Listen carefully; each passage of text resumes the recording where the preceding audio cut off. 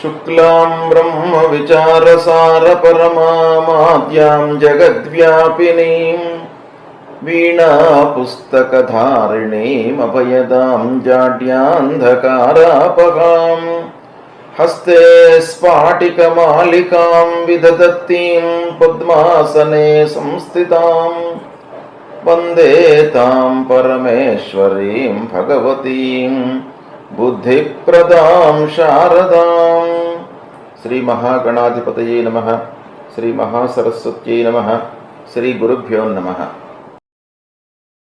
ప్రేక్షకులకు నూతన సంవత్సర క్రోధీనామ సంవత్సర ఉగాది శుభాకాంక్షలు. ఈ క్రోధీనామ సంవత్సరంలో రాశి ఫలితాలు ఎలా ఉంటాయి, ద్వాదశ రాశులలో జన్మించినటువంటి వారికి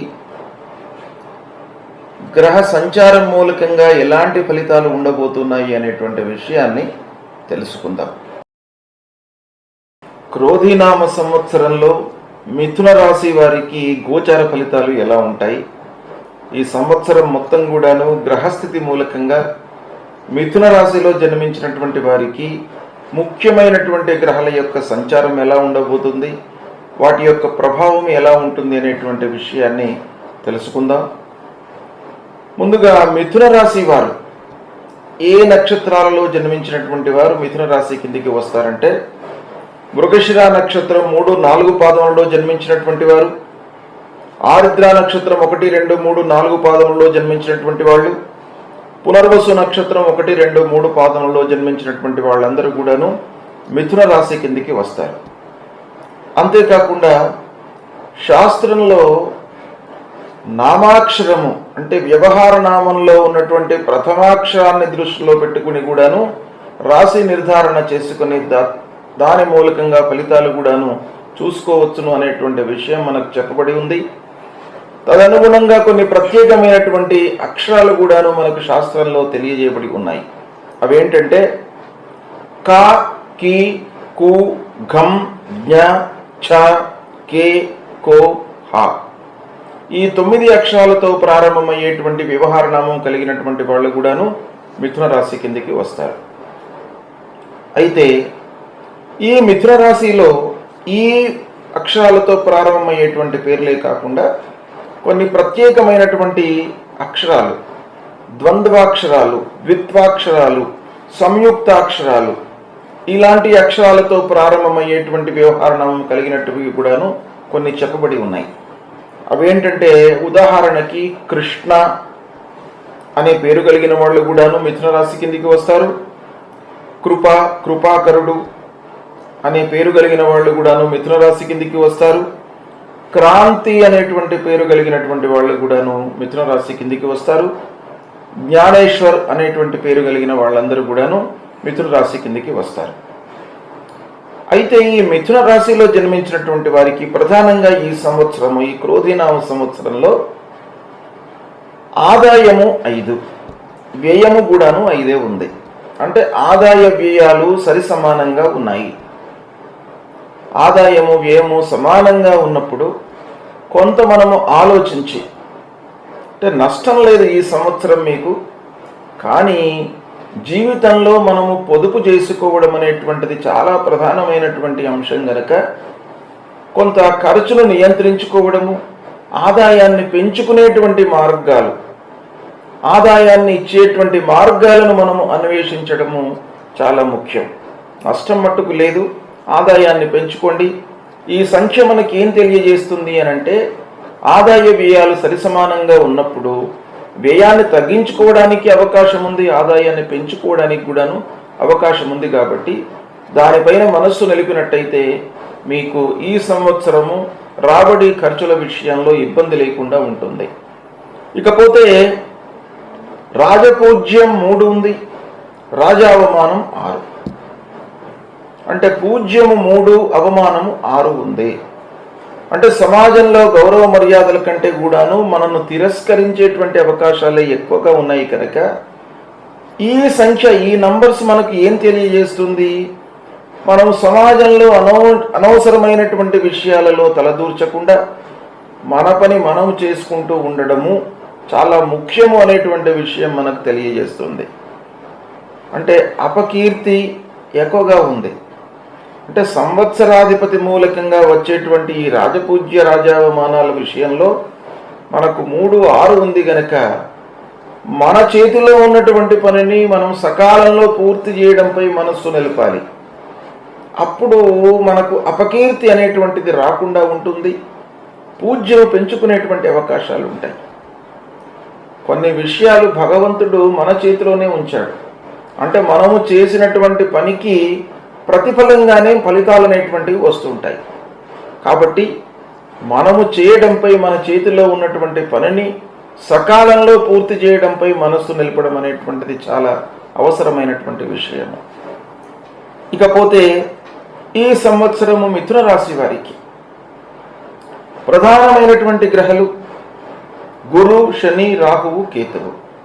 ఈ ప్రధానమైనటువంటి గ్రహాల యొక్క సంచారము, ఆ సంచారము మూలకంగా కలిగేటువంటి ఫలితాలు ఎలా ఉండబోతున్నాయి అనేటువంటిది చాలా ముఖ్యమైనటువంటిది. మిగతా గ్రహాలు కూడాను ఉన్నాయి. కుజుడు, సూర్యుడు, బుధుడు, శుక్రుడు, మిగతా 4 గ్రహాలు కూడాను మనకు సంచార రీత్యా ఫలితాలు ఇస్తాయి. కానీ వాటి యొక్క రాశి ప్రవేశ సమయం అనేటువంటిది చాలా తక్కువ ఉంటుంది. కాబట్టి ఆ గ్రహాల యొక్క ప్రభావము మాసవారీ ఫలితాలపై ఎక్కువగా ఉంటుంది. ఈ ప్రధానమైనటువంటి గ్రహాలు గురు, శని, రాహు, కేతువులు వీరు ఉన్నటువంటి స్థానము మనకు చాలా ముఖ్యము. తద్వారా మనకు కలిగేటువంటి ఫలితాలు సంవత్సరం పొడుగు ఉంటాయి. అయితే గురువు ప్రధానంగా 22 ఏప్రిల్ 2023 నుండి 1/5/2024 వరకు ఏకాదశ స్థానంలో సంచరిస్తున్నాడు. అంటే ఈ క్రోధీనామ సంవత్సరము 9 ఏప్రిల్ నుంచి ప్రారంభమవుతుంది. ప్రారంభమైన తర్వాత మనకు 1 మే వరకు 11వ స్థానంలో బృహస్పతి సంచరిస్తున్నాడు. ఇది చాలా అనుకూలమైనటువంటి సంచారం. అంటే ఈ ఏకాదశ స్థానంలో బృహస్పతి సంచరించడం మూలకంగా మనకు మంచి పనులు, మంచి అవకాశాలు, శుభప్రదమైనటువంటి పనులు ఎక్కువగా జరిగేటువంటి అవకాశాలు ఉన్నాయి. ముఖ్యంగా మిథున రాశి వారికి గురువు యొక్క ప్రభావం బాగా ఉంటుంది. అంటే రాజ్యాధిపతి గురువు, సప్తమాధిపతి గురువు. కాబట్టి అలాంటి గురు భగవానుడు ఏకాదశ స్థానంలో సంచరించడం అనేటువంటిది చాలా శుభసూచకమైనటువంటిది. 1 మే 2024 వరకు గురువు యొక్క సంచారము బాగా ఉంది, అనుకూలంగా ఉంది. తద్వారా మిథున రాశిలో జన్మించినటువంటి వారికి సమాజంలో గౌరవ మర్యాదలు లభిస్తాయి. మంచి పనులు చేస్తారు, సమయానుకూల నిర్ణయాలు తీసుకుంటారు. చాలామందికి సహాయం చేసేటువంటి అవకాశాలు కూడాను ఉన్నాయి.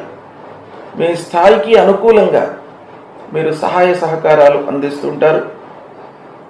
విద్యార్థులకు కానివ్వండి, బీదవారికి కానివ్వండి, మీకు ఎంత తోచితే అంత, మీ మనస్సుకి ఏది అనుకుంటే అది మీరు సహాయం చేసేటువంటి అవకాశాలు బాగా కనబడుతున్నాయి.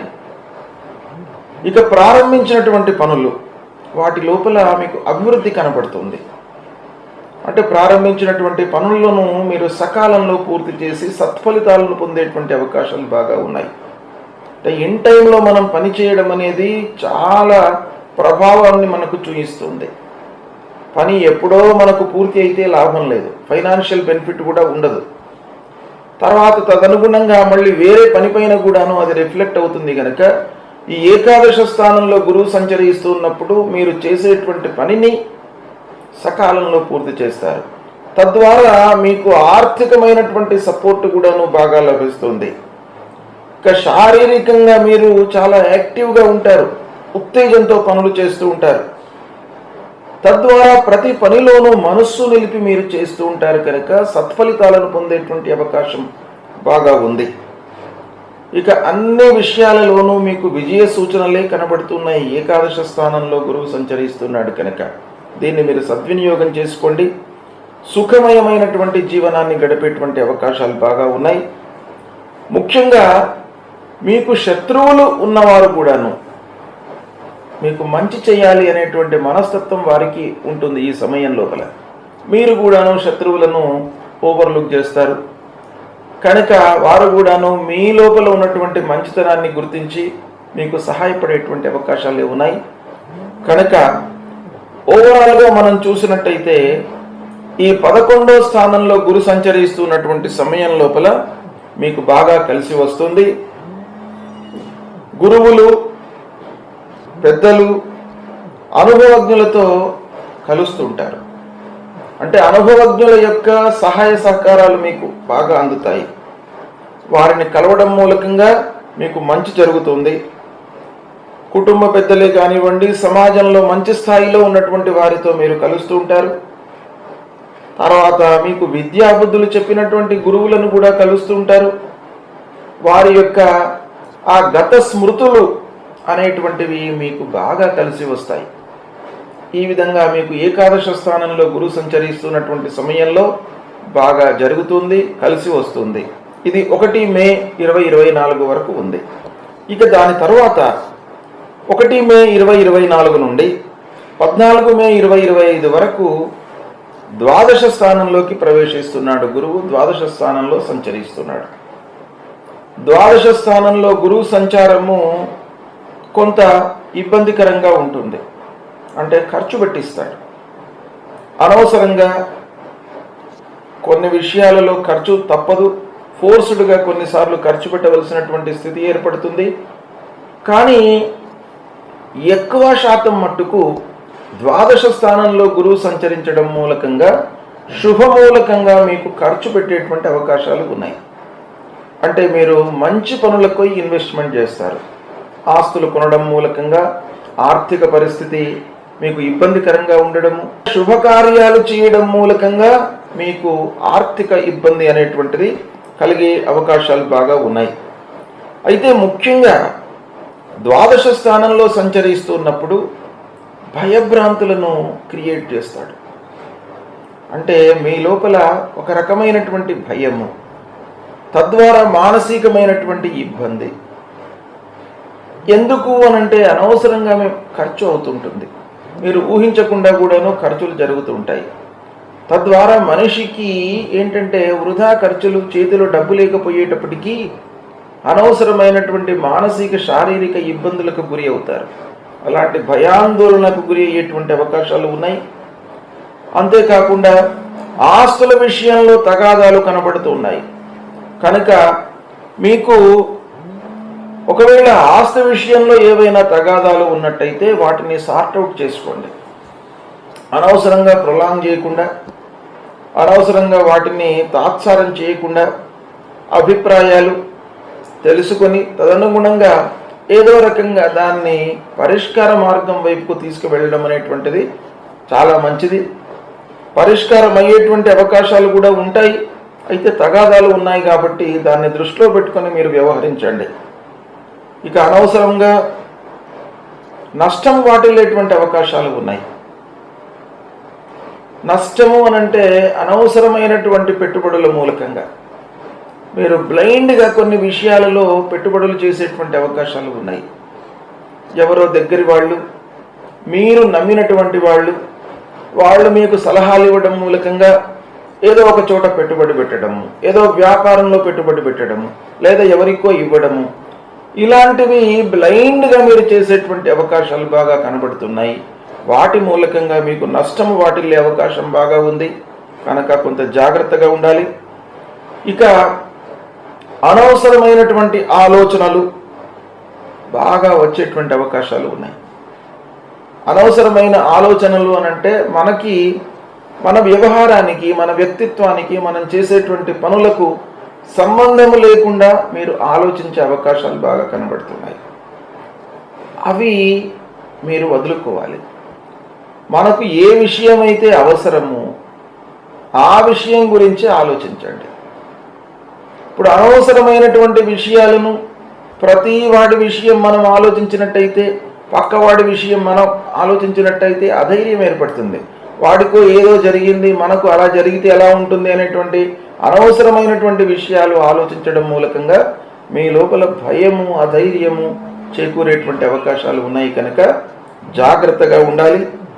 ఇక ప్రతి విషయంలోనూ మీరు ప్రారంభించినటువంటి పనులలో ఆలస్యం కనబడుతుంది.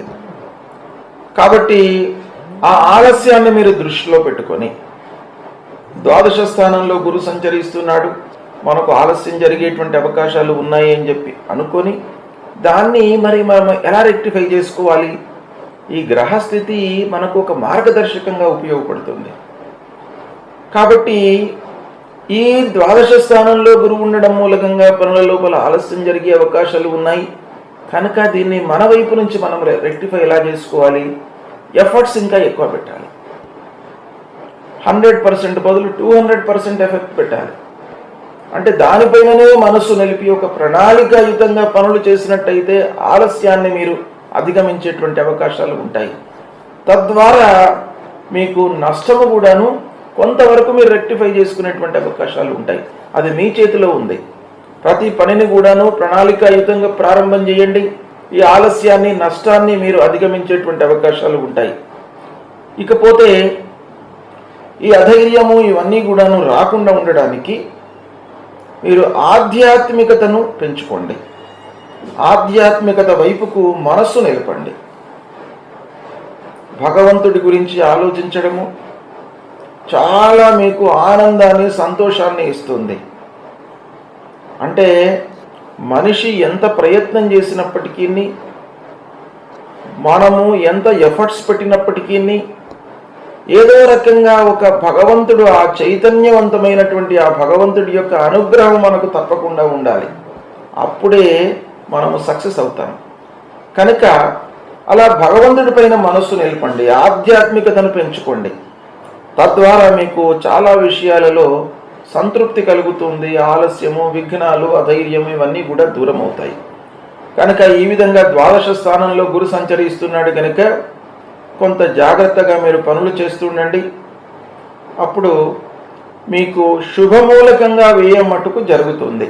అంటే మంచి పనులు మీరు చేసే అవకాశాలు ఉన్నాయి. ద్వాదశ స్థానంలో గురు సంచరిస్తున్నప్పుడు సప్తమ రాజ్యాధిపతి గురువు ద్వాదశంలో ఉన్నాడు కనుక పిల్లల పెళ్లిళ్ళు మీరు చేసే అవకాశాలు ఉన్నాయి. ఈ సమయం లోపల పిల్లలను మంచి స్థాయిలో నిలపడానికి అవకాశాలు ఉన్నాయి. అంటే వారి చదువు విషయంలో కానివ్వండి, వాళ్లకు ఉద్యోగ ప్రయత్నాల విషయంలో కానివ్వండి, వాళ్లను విదేశాలకు చదువు నిమిత్తమై పంపడానికే కానివ్వండి, లేదా గృహ నిర్మాణాది కార్యక్రమాలు చేపట్టడం మూలకంగానే కానివ్వండి, ఇలా శుభకార్యాల మూలకంగా మిమ్మల్ని ఖర్చు పెట్టిస్తాడు ఆ గురు భగవానుడు. సరే, అది ఒక రకంగా శుభమూలకంగా మనకు ఖర్చు పెట్టించడం అనేటువంటిది ఒక ఆనందమయమైనటువంటిది. పక్కన ఇబ్బంది ఉంటుంది ఆర్థికంగా, అయినప్పటికీ ఆ డబ్బు అనేది ఒక శుభమైనటువంటి పనులకు ఖర్చు అవుతుంది కనుక అది సంతృప్తికరంగా ఉంటుంది. ఇక రెండవ ముఖ్యమైనటువంటి గ్రహ శని. ఆ శని భగవానుడు ఈ మిథున రాశి వారికి భాగ్యస్థానంలో శని సంచరిస్తున్నాడు. ఇది ప్రతికూలమైనటువంటి సంచారం కనుక శని విషయంలో మనకు ఈ స్థానంలో శని సంచరిస్తున్నప్పుడు ఏమి జరగబోతుంది, ఎలాంటి ఫలితాలు ఉంటాయి అనేటువంటి విషయాన్ని మనం ఆలోచించినట్టయితే, మనము తలపెట్టినటువంటి కార్యాలు, ప్రారంభించినటువంటి పనుల లోపల విఘ్నాలు, ఆలస్యము, ఏదో రకమైనటువంటి డిస్ప్యూట్స్ అందులో మనకు తలెత్తేటువంటి అవకాశాలు బాగా ఉన్నాయి. ఇక ముఖ్యంగా అష్టమ భాగ్యాధిపతి శని మిథున రాశి వారికి, అలాంటి శని భాగ్యస్థానంలో ఉన్నాడు. అదృష్టం కలిసి రాదు, మనం ఎఫర్ట్స్ చాలా పెట్టాలి. విఘ్నాలు బాగా కనబడుతున్నాయి. చేసేటువంటి వృత్తి లోపల అంటే ప్రొఫెషన్లో మనకు మన తోటి వారితో ఇబ్బందులు ఉన్నాయి. మన పక్కనే ఉంటాడు, మనతోని ఎప్పుడూ తిరుగుతూ ఉంటాడు, మనతోని మాట్లాడుతూ ఉంటాడు, మనకు మంచి సలహాలు ఇస్తున్నట్టుగా నటిస్తూ ఉంటాడు, మనను మిస్గైడ్ చేసేటువంటి అవకాశాలు ఉంటాయి. కాబట్టి మీరు తోటి వారితో, మీతో ఎవరైతే పనిచేస్తున్నారో, నిత్యము మీతో ఎవరైతే సంచరిస్తున్నారో వారితో మీరు జాగ్రత్తగా ఉండాలి. ఈ భాగ్యస్థానంలో శని సంచరిస్తున్నప్పుడు దగ్గర వారితో మీకు ప్రాబ్లమ్స్ బాగా ఉంటాయి. ఇక తరచుగా అనారోగ్యము సంభవించేటువంటి అవకాశాలు ఉంటాయి. అంటే 9వ స్థానంలో శని ఏకాదశ స్థానాన్ని చూస్తుంటాడు కనుక మనకు ఆరోగ్య విషయం లోపల కూడాను మీరు చాలా జాగ్రత్తగా ఉండాలి. అనారోగ్య సమస్యలు తలెత్తేటువంటి అవకాశాలు ఉంటాయి. ఇకపోతే స్నేహితులు బంధువులతో కూడాను మీరు జాగ్రత్తగా ఉండాలి. స్నేహితులు బంధువులతో మీరు కలిసి చేసేటువంటి పనులు మీకు అంతగా కలిసి రాకపోవచ్చు. అంటే స్నేహితులతో కానివ్వండి, బంధువులతో, ఆత్మీయులతో కలిసి ఏదైనా వ్యాపారం కానీ ఏదైనా పని కానీ చేపట్టినైతే మీకు ఇబ్బందులు తలెత్తేటువంటి అవకాశాలు ఉన్నాయి. కాబట్టి జాగ్రత్తగా చేసుకోండి. లేదా మీరు ఒక్కరే చేసుకోండి. నలుగురిని కలుపుకొని చేసుకున్నట్టయితే మీకు చాలా ప్రాబ్లమ్స్ వస్తాయి. ఇక ఇంటిలో భార్యా పిల్లల విషయం ఆలోచించినట్టయితే కొంతవరకు మీకు బాగానే ఉంటుంది. భార్యా పిల్లలతో సత్సంబంధాలే ఉంటాయి. వారితో బాగానే మీరు అన్ని విషయాలను చర్చిస్తూ ఉంటారు. సమయానుకూల నిర్ణయాలు తీసుకుంటారు. వారి యొక్క అభిప్రాయాలు తెలుసుకుంటారు. కుటుంబ పెద్దల యొక్క సహకారం కూడా లభిస్తుంది. అయినప్పటికీ ఏదో రకమైనటువంటి చింత, అనాలోచన మనను ఎప్పుడు కూడాను మానసికంగా మనను ఇబ్బంది పెట్టేటువంటి అవకాశాలు ఉన్నాయి. గనక కుటుంబం లోపల కూడాను మీరు చాలా జాగ్రత్తగానే అన్ని విషయాలను చర్చించండి. ఇక వ్యవసాయదారులకు ఒక రకంగా బాగానే ఉంటుంది. అంటే వాతావరణం అనుకూలిస్తుంది వారికి. పంటలు కూడాను వారు అనుకున్న మోతాదులో వస్తాయి. కానీ వాటికి ధరలు ఉండకపోవడం మూలకంగా లేదా ఏదో రకంగా మనకు దిగుబడి ఉన్నప్పటికీ చేతిలోకి డబ్బు రావడం, వాటిని అనుభవించడం అనేటువంటి విషయంలో కొన్ని ఇబ్బందులను ఎదుర్కొనేటువంటి అవకాశాలు ఉన్నాయి. కనుక వ్యవసాయదారులు ధాన్యం విషయమై కొంత జాగ్రత్తగా ఉండాలి. అంటే ధాన్యాన్ని నిల్వ చేసుకోవడం విషయంలో, ధాన్యాన్ని మళ్ళీ అమ్మకానికై మార్కెట్లలోకి పంపిస్తున్నటువంటి సమయం లోపల మధ్యవర్తులు, దళారులు ఇలాంటి వారి విషయం లోపల కొంత జాగ్రత్తలు తీసుకోవాలి.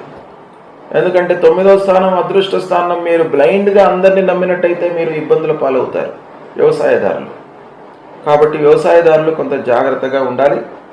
ఈ సంవత్సరం మొత్తం కూడాను క్రోధినామ సంవత్సరంలో మిథున రాశి వారికి శనీశ్వరుడు 9వ స్థానంలో సంచరిస్తున్నాడు. కొంత జాగ్రత్తలు తీసుకోండి. ఇక 3వ ప్రధానమైనటువంటి గ్రహ రాహువు. ఈ రాహువు ఎలా ఉన్నాడు? 29 నవంబర్ 2023 నుండి 18 మే 2025 వరకు మీనరాశిలో సంచరిస్తున్నాడు. ఈ మిథున రాశి వారికి మీనరాశి దశమ స్థానం అవుతుంది. అంటే దశమ స్థానంలో రాహువు సంచరిస్తున్నాడు. ఈ రాహువు దశమ స్థానంలో సంచరించడం మూలకంగా కూడాను మనకు ఇబ్బందులు తప్పవు. దశమ స్థానము చేసేటువంటి వృత్తికి సంబంధించినటువంటి స్థానము. మనం చేసేటువంటి పని పైన రాహువు యొక్క ప్రభావం ఉంటుంది. చేసే పని పైన రాహువు ప్రభావము ఉండడం మూలకంగా ఏమవుతుంది? ఆ పని ఆలస్యం అవుతుంది, స్లో డౌన్ అయిపోతుంది. ప్రోగ్రెస్ మనం అనుకున్నంత ఉండదు. అభివృద్ధి పథానికి అడ్డంకు రాహువు దశమ స్థానంలో సంచరించడం మూలకంగా. తద్వారా ఏమవుతుంది? రాబడి విషయం లోపల కూడాను మనకు కొంత ఇబ్బందికరంగా ఉంటుంది. అనవసరమైనటువంటి విషయాలను ఆలోచింపజేస్తాడు.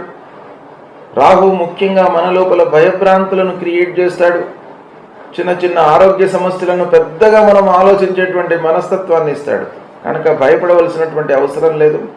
రాహువు బాగలేనప్పుడు మనకే ఒక అధైర్యం అనేటువంటిది ఏర్పడుతుంది. కాబట్టి అధైర్యపడకుండా ముందుకు వెళ్ళండి. కాలయాపన లేకుండా, అంటే వృధా సమయం చేయకండి. పని లోపల మనం ప్రారంభించినప్పుడు దాన్ని ఒక పద్ధతి ప్రకారంగా ఆలోచించండి. అనవసరమైనటువంటి ఆలోచన మూలకంగా కాలయాపన జరుగుతుంది. కాలయాపన మూలకంగా మనకి ఏమవుతుంది? చేపట్టినటువంటి పనులు సమయంలో మనం పూర్తి చేయలేము. తద్వారా మనకు అనుకున్నటువంటి లాభాలు రావు. లాభాలు రాకపోవడం మూలకంగా కొత్త పనులు చేయలేము. తెచ్చినటువంటి డబ్బులు మనకు మీద పడుతుంటాయి. వాటికి మళ్ళీ వడ్డీలు చెల్లించాలి. ఇలా ఒక చైన్ ప్రాసెస్లో మనకి ఏమవుతుంది? ఆర్థిక స్థితి అనేటువంటిది దిగజారిపోతుంది. కనుక వీటన్నిటిపైన రాహు యొక్క ప్రభావం ఉంటుంది. కనుక కొంత జాగ్రత్తగా పనులు చేసుకోండి. ఇక కేతువు 29 నవంబర్ 2023 నుండి 18 మే 2025 వరకు కన్యా రాశిలో సంచరిస్తున్నాడు. కన్యా రాశిలో కేతువు యొక్క సంచారము మిథున రాశిలో జన్మించినటువంటి వారికి అర్ధాష్టమ స్థానం అవుతుంది, అంటే 4వ స్థానం అవుతుంది. 4వ స్థానంలో కేతువు సంచరిస్తున్నాడు. ఇది కూడాను ప్రతికూలమైనటువంటిదే. 4వ స్థానంలో సంచరించడం మూలకంగా ఏమవుతుంది? పని భారం పెరుగుతుంది, పనులపై ఒత్తిడి పెరుగుతుంది. అంటే మనకు పనిని ఎక్కువగా అప్పచెప్తారు ఆఫీసు లోపల, తద్వారా మనకు పని లోపల ఒత్తిడి పెరుగుతుంది, మానసికంగా మనం ఇబ్బందుల పాలవుతాము, సమయానుకూలంగా పనులు పూర్తి చేయలేము. ఈ విధంగా కేతువు ప్రభావం ఉండడం మూలంగా మనిషికి ఆ పనిపైన విసుగు ఏర్పడుతుంది. విసుగు ఏర్పడి అన్యమనస్కంగా పనులు చేసేటువంటి అవకాశాలు ఉంటాయి. ఇక అనవసరమైనటువంటి ప్రయాణాలు చేయవలసి వస్తాయి. బ్లైండ్గా కొన్ని పనులు చేపడతారు, పెట్టుబడులు చేస్తారు, వాటి మూలకంగా కూడాను నష్టం వాటికి అవకాశాలు ఉన్నాయి. శారీరక శ్రమ తప్పదు, మానసికంగా ఇబ్బందులు పాలయ్యేటువంటి అవకాశాలు ఉన్నాయి. కనుక అర్ధాష్టమ స్థానంలో కేతువు సంచరిస్తున్నాడు కనుక మనకు శారీరక మానసిక ఇబ్బందులకు మూలకారకుడు. ఈ విధంగా కేతువు యొక్క సంచారం ఉంది. ఓవరాల్గా మనం ఆలోచించినట్టయితే మిథున రాశి వారికి 1/5/2024 అంటే మే 1 వరకే ఈ క్రోధినామ సంవత్సరంలో కొంత గురు భగవానుడి యొక్క అనుకూలత ఉంది. దాని తర్వాత గురువు కూడాను బాగాలేడు. శని మొత్తం సంవత్సరం కూడాను 9వ స్థానంలో ప్రతికూలంగా ఉన్నాడు. రాహువు 10వ స్థానంలో ప్రతికూలంగా ఉన్నాడు. కేతువు అర్ధాష్టమ స్థానంలో ప్రతికూలంగా ఉన్నాడు. ఈ విధంగా ఆలోచించినట్టయితే మిథున రాశి వారికి క్రోధినామ సంవత్సరంలో గ్రహస్థితి అంతగా బాగాలేదు. అధైర్యపడవలసినటువంటి అవసరం లేదు. ఎందుకంటే గురు భగవానుడు రాజ్యాధిపతి, సప్తమాధిపతి. గురు భగవానుడి యొక్క అనుగ్రహం మీకు ఉంటుంది. అయితే మీరు ఏం చేయాలి? ఈ స్థానాలలో గురు సంచరిస్తున్నాడు గనక భాగ్యస్థానంలో శని, 10వ స్థానంలో రాహువు, అర్ధాష్టమ స్థానంలో కేతువు సంచరిస్తున్నాడు. ఇక 12వ స్థానంలో గురువు ఉన్నాడు. అంటే ప్రధానమైనటువంటి గ్రహాల యొక్క సంచారము ప్రతికూలంగా ఉంది కనుక ఈ గ్రహాలకు సంబంధించినటువంటి జపాలు చేసుకోండి. మొట్టమొదలు గురు భగవానుణ్ణి మీరు స్తోత్రం చేయండి. సద్గురువులను సందర్శించుకోండి. ఆధ్యాత్మిక గురువులను సందర్శించుకోవడం మూలకంగా మీకు ఆ గురు భగవానుడి యొక్క అనుగ్రహము లభిస్తుంది. ఇక గురువుకు సంబంధించినటువంటి జపము చేసుకోండి.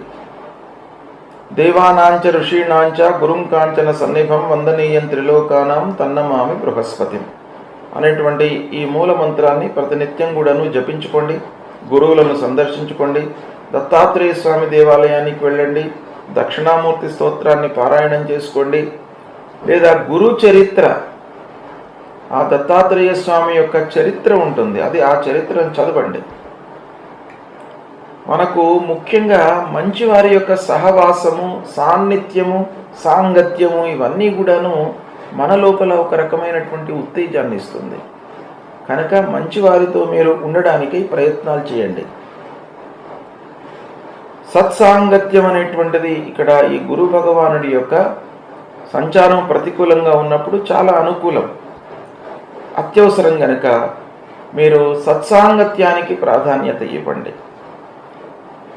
ఇక శని విషయమై మీరు ఆంజనేయ స్వామి దేవాలయానికి వెళ్ళండి. శని స్తోత్రాన్ని పారాయణం చేయండి.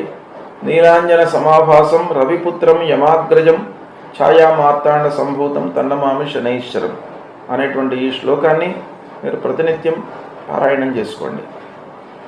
ఇక రాహువు అర్ధకాయం మహావీర్యం చంద్రాదిత్య విమర్దనం సింహికా గర్భ సంభూతం తం రాహుం ప్రణమామ్యహం అనేటువంటి ఈ శ్లోకాన్ని రాహువు కొరకై మీరు ప్రతినిత్యం చేసుకోండి. ఫలాశ పుష్ప సంకాశం తారకా గ్రహమస్తకం రౌద్రం రుద్రాత్మకం ఘోరం తం కేతుం ప్రణమామ్యహం అనేటువంటి ఈ శ్లోకాన్ని కేతువు నిమిత్తమై ప్రతినిత్యం కూడాను చేసుకోండి. ఇలా గురు, శని, రాహు, కేతువులకు సంబంధించినటువంటి జపాన్ని ప్రతినిత్యం చేసుకోండి. తర్వాత క్షీర తర్పణము అంటే ఆవు పాలతోని మీరు ఆ శ్లోకం చదివి ఒక్కసారి క్షీర తర్పణం చేసినట్టయితే 1000 సార్లు చేసినటువంటి ఫలితం వస్తుంది గనక ఒకసారి ఆ శ్లోకం చదివి క్షీరతర్పణం చేయండి. తద్వారా మీకు తొందరగా ఆ రాహు యొక్క అనుగ్రహము, గురు భగవానుడి యొక్క అనుగ్రహము, శనైశ్వరుడి యొక్క ఆనుకూల్యత మీకు సంభవిస్తుంది. అంతేకాకుండా కొన్ని దానాదులు కూడాను చేసుకోండి. దానాలు అంటే ముఖ్యంగా మీరు ఏం చేయండి అంటే ఎవరికైతే అవసరమో సమాజంలో బీదలు పేదవాళ్ళు ఉంటారు, వారికి తోచినంత అన్నదానం చేయండి. అంటే నీడీ పర్సన్స్ ఎవరైతే ఉంటారో వాళ్ళకే దానం చేయండి. అన్నీ ఉన్నవాడికి మీరు దానం చేస్తే మీరు దానానికి విలువ ఉండదు, వాడు మిమ్మల్ని గుర్తించడు కూడాను. ఎవరికైతే అవసరమో సమాజంలో వారికి దానం చేయండి. అంటే భోజనము ఎవరికైతే అవసరమో వారికి భోజనం పెట్టించండి, అన్నదానం చేయండి. ఎంతో కొంత మీ శక్తి కొలది. ఒకరికి మీరు తినిపించాలనుకుంటే ఒకరికి అన్నదానం చేయండి. వారికి కావలసినటువంటి 100-200 రూపాయలు ఇచ్చి వారికి భోజనం పెట్టించండి. తర్వాత వస్త్రదానం, ఎవరికైతే వస్త్రము అవసరం అనిపిస్తుందో పేదవాళ్ళు మీకు కనబడతారు చాలామంది, వాళ్ళకి ఇవ్వండి. వాళ్ళకి ఇచ్చినట్టయితే అది మనకు సద్వినియోగం అవుతుంది. అన్నీ ఉన్నవాడికి మీరు దానం చేస్తే మీకు లాభం లేదు. శాస్త్రంలో అవసరం ఉన్నటువంటి వాడికే సపాత్ర దానం చేయమనే ఉంది. సపాత్ర అంటే ఏంటిది? ఎవరికైతే అవసరమో వాడికే చేయండి. అలాంటిది చేసినట్టయితే మీకు ఈ గ్రహాల మూలకంగా ఉద్భవించేటువంటి దుష్ప్రభావం తగ్గుతుంది. అంతేకాకుండా రుద్రాభిషేకము, శివాలయానికి వెళ్ళి ఆ శివుడికి, పరమేశ్వరుడికి, సదాశివుడికి రుద్రాభిషేకం చేయించండి. లేదా మీరే ఆ శివలింగం పైన నీళ్లు పోయండి, పంచామృతాలు ఒక 5 సార్లు పోసి నమస్కారం చేసుకోండి. ఆ భగవంతుడి యొక్క అనుగ్రహం లభిస్తుంది. ఇక లలితా సహస్రనామాలు పారాయణం చేసుకునే మీకు వీలున్నట్టయితే లలితా సహస్రనామాలు పారాయణం చేసుకోండి. విష్ణు సహస్రనామాలు పారాయణం చేసుకోండి. మీకు ధైర్యాన్ని కలిగిస్తాడు ఆ విష్ణుమూర్తి, విష్ణు భగవానుడు. కాబట్టి ఇలా పారాయణాలు చేసుకోవడం మూలకంగా మీకు చాలా సంతృప్తి కలిగేటువంటి అవకాశాలు ఉన్నాయి. ఆ సంబంధించినటువంటి గ్రహాల యొక్క దుష్ప్రభావం మీకు దూరం అవుతుంది. ఇలా పరిహారాలు చేసుకొని మీరు నిత్యం కూడాను మీ కార్యాలపైన ఈ పరిహారాలు చేసుకుంటూనే మీకు రొటీన్ లైఫ్ ఏదైతే ఉంటుందో దానిపై కాన్సన్ట్రేట్ చేయండి. మీరు చేస్తున్నటువంటి పనిపైన ఈ గ్రహాల యొక్క ప్రభావం ఉంటుంది కనుక దానిపైన రెట్టింపు మీరు ఎఫర్ట్స్ పెట్టి ఈ భగవంతుడికి మీరు ఇవి చెప్పినటువంటి పరిహారాలు చేయండి. తప్పకుండా భగవంతుడి యొక్క అనుగ్రహం లభిస్తుంది. మీకు శుభ ఫలితాలు కలుగుతాయి. శుభం.